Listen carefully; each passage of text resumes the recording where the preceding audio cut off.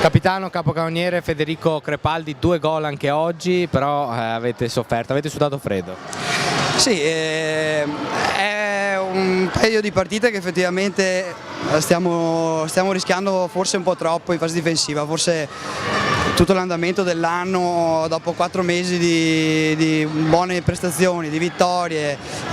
forse ci ha un po' scaricato dal punto di vista mentale, non è semplice restare in vetta e siamo stati bravi fino a questo punto, mi rendo conto che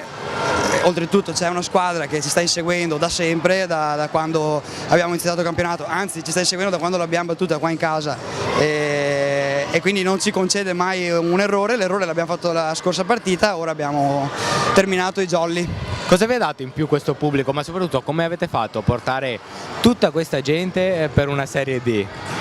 No, infatti è strabiliante secondo me il fatto che in Serie D, in una categoria così la più bassa della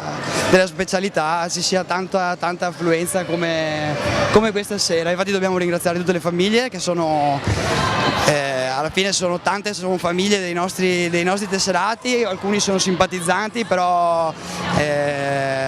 sì, l'affetto che ci dimostrano anche in queste occasioni venendo a tifarci e a supportarci è eccezionale, soprattutto in una categoria, ripeto, dove non si vede quasi mai, ma posso anche permettermi di dire che anche in 1 o 2 categorie superiori si fa fatica a vedere un pubblico del genere. Però anche in questa categoria si vede comunque anche un po' di, insomma oggi si è divertiti, quindi un po' di spettacolo c'è, poi ho visto anche che